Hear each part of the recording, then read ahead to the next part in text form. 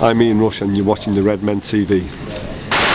We're going to move on before we fastly run out of time in part one.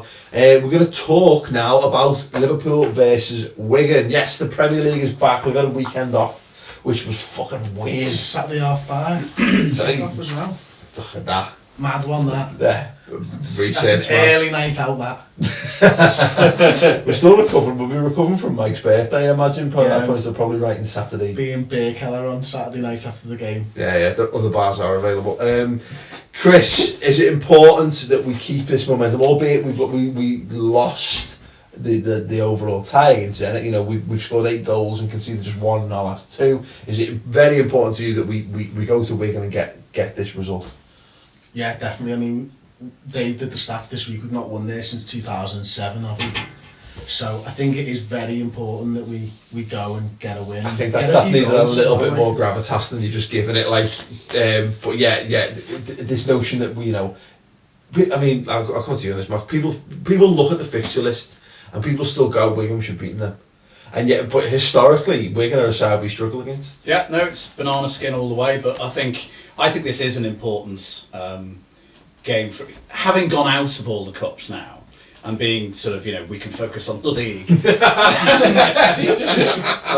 focus on the league. As if we, you know, we've chosen to do that. Yeah. We're not bothered up to now. No. Focus on the league now. And I think now that we've done, you know, now that we're in that position, whether we didn't want to be in that position, but we are in that position.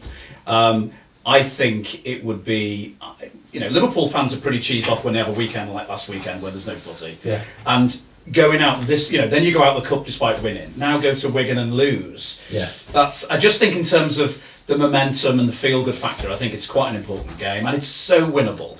I mean, they do tend to finish very well, Wigan, but not quite yet. Not with 11 games to go. They usually leave it to they wait till 20 minutes before the end of the season. Wait until it's so nearly mathematically impossible. And we beat them at Anfield, and I think actually, given the photographs of Martinez with the owner, etc. in the summer, I actually personally think it's quite important for Brendan Rodgers as well.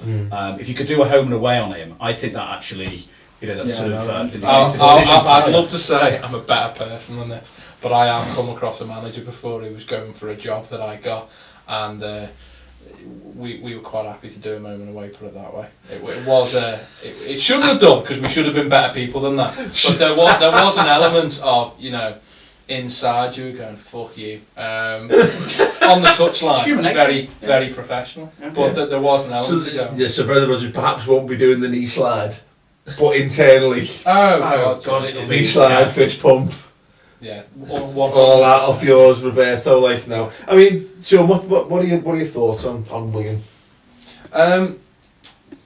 Dangerous, to be fair, because I think they will look to hit us on the counter-attack, and I think probably one of the ways to attack Wigan is down the flanks. I'm not too confident that that's one of our greatest strengths.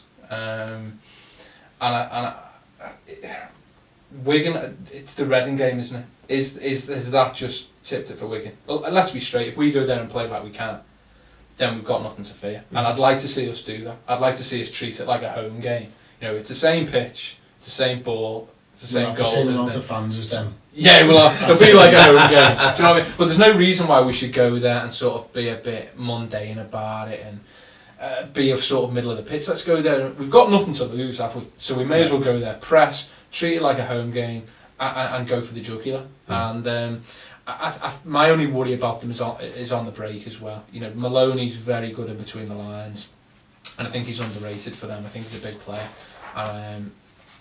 Do you know what? I don't think it'll be a draw. I could see us putting a couple past them. I think, or we can sneak in it. I think we will put a couple past them, but I think we're going to beat them, and I think we're going to get relegated this season. You think this is the bubbles finally going to burst? There's a question, like, I mean, Chris, Wigan, it's like Wigan's story. The story hasn't changed, you know. They keep doing this. They have this amazing run at the end of the season. Martinez saves them from relegation triumphantly, and yet it's almost like a half Everton story from the 90s. Except they don't follow it up with the sequel where they shoot up the table and challenge for European places. Do you think that, you know, does Martinez? No, Barry No, well, that's exactly it, like you mean. But Or Hans Sagers. or Hans Sagers. Martinez, obviously, we were talking him up in the summer when it looked like he was going to be our manager, and we had to desperately try and find ways to make it seem positive. Does he have the ability to take Wigan up the table, or is that his fault, or is it just that Wigan are perennially going to be that side?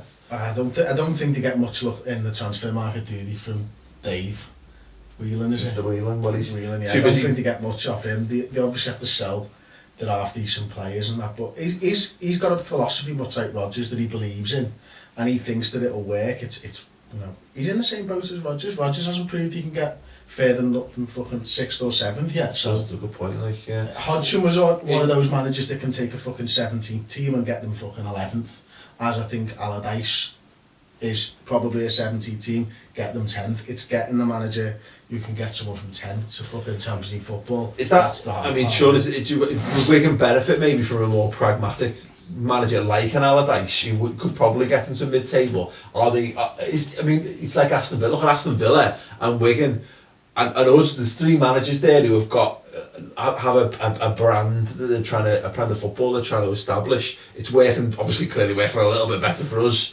at the minute. But is that a long-term vision that they think they could possibly succeed with at Wigan? I think it probably has to be. I think the problem with Wigan is if they suddenly change that style of play, they haven't got the personnel to do it. Yeah. And Martinez has been able to put that personnel together. A bit like when Sammy Lee was at Bolton, if you like, you know, he tried to use virtually the same group of players, save for I think Alonso's brother coming in, which, you know, nice try, but you know, not quite going to have the same impact. I can't get Xavi. Maybe his brother's going to have some kind of gene pool that'll just weave a bit of magic for us. I think with Martinez, fair play to him in that you look at the money Southampton has spent this year, you look at, you know, Villa in and around them, even the likes of Fulham can go out and be able to get a Berbatov in, and you know, Martinez has got to go and get a Maloney and get a Santos, and you know, he loses a Moses, and you know, he had Cleverly on loan, and you just can't replace those kind of players, and I think, you know, there are Everton fans on City. I had a good win on Saturday, waiting for me chippy.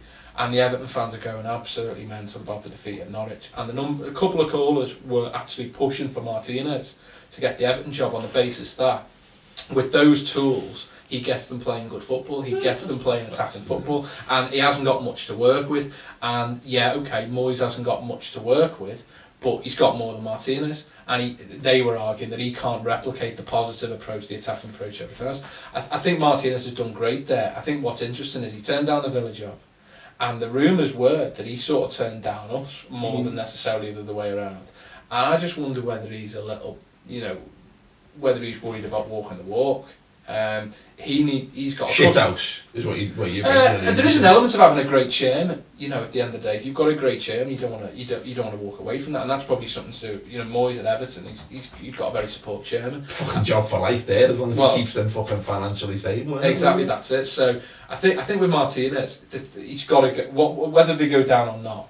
He's probably earned the right to get a bit higher up the ladder. I know, I completely agree. I mean, didn't he stay at Wigan because they were building an academy and it's not finished or something? I think it was all to do with directors of football, personally, and I think he would have got the job if he'd have, you know, been willing to agree to that.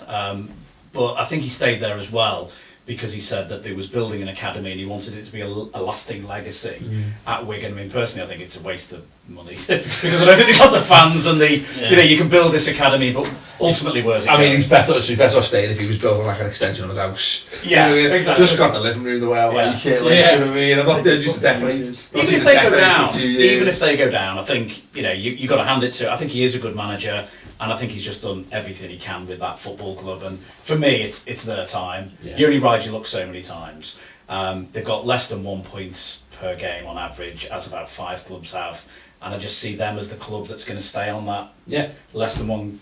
Perfect time for them to beat us at the DW then, really, isn't it? Like, 4-0. Quick look, Dangerman focus, Arouna Kone, he's got 8 goals, 5 assists, he's created 30 chances, got a shooting accuracy of 51%, chance conversion of 18, and a clear-cut chance conversion of 33. He is rapid as fuck and might well pose a problem, but we haven't got loads of time, so we're not going to discuss him.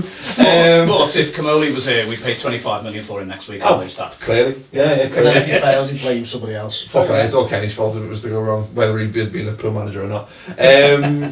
Okay then, I mean, line-up, can we see anything other than the normal, what's become our first 11? I think Coutinho's going to go back in the end, obviously Sturridge, but that's pretty much going to be it. So Coutinho, but do we go with we're going back to Swansea starting 11, so Coutinho, Suarez, Sturridge, Downing, as essentially as the front four, as it were. Any disagreements? Sean? No, I think he probably will go with that. I do think nothing wrong with an aggressive approach, but I think Ferguson, as an example, has done very well of going in 4-4-2, and he does have his wingers put a shift in. And I think Downing and Coutinho have got to put a shift in. We've got to go there 4-4-2 if we're going to do that, or 4-4-1-1, not go there 4-2-4 like we did away at Oldham. And we're going to cut in between the lines. The other thing with us is, which I'd like to see us do more, I think we need a much higher aggressive line, especially if we're going to play that kind of team more often. We can't allow Lucas and Gerrard having that much ground to cover, and teams will just pick us off on the break. And I think that we've seen a little bit of that this season. I think if we lose goals by pushing up with a high line, fine. Yeah. It's not often you see Reina come outside of his box and really do too much sweeping. I think all those signs show we need to push that higher line up if we're going to go in with that kind of a shape. So a hard slog on that pitch. Yeah. I'd play Henderson, given how slow. I think he's essentially made himself first. So I think I definitely have him in. I'm just not sure about Lucas on that sort of pitch, personally. Well, we're fast running out of time, so I'm going to have to get some score predictions from you. We're going to go in reverse order. I'm going to start it off this week, Chris, because I know, check it out. I think we're going to win this one 2-1. What about you? 3-0. Ooh, nice. Mark? 3-0. Okay, sure. 2. I feel really boring now, but 2-0. 2-0. Okay, excellent. Not like camera. Let us know your score predictions in the comment section if you're watching on YouTube. If not, if you're watching on the subscribe show, we're going to continue in part 2 to answer some of your questions on another of the wonderful Ask the Redmen segments. Before I go, actually, go and buy the new issue of Well Read magazine, featuring my very first ever article in it, which I'll skip to quickly. So the page on me yet? No, I should just around the middle, he told me. It's just around, it's a middle-ish. Yeah. With the question being, why so serious? The question being, why is everyone taking it a little bit too much to heart at the moment? Anyway, check that out. Well Read magazine's available on your iPhone, iPad, and in Smiths and what have you. We haven't had Rob on in a while, so I thought I'd do his plug. For did it better than him. No, yes, there's no website. What's the name of his magazine? It's what's in it? Yeah, it's good, isn't it? Anyway, yes, do check that out. Do leave us your lineup predictions, your score predictions if you're watching on YouTube. If you're watching on Subscriber Show, as I say, tune in for part 2 on the redmentv.com. We shall see you there. Anyway, yeah, thanks very much for watching, and ta-ra.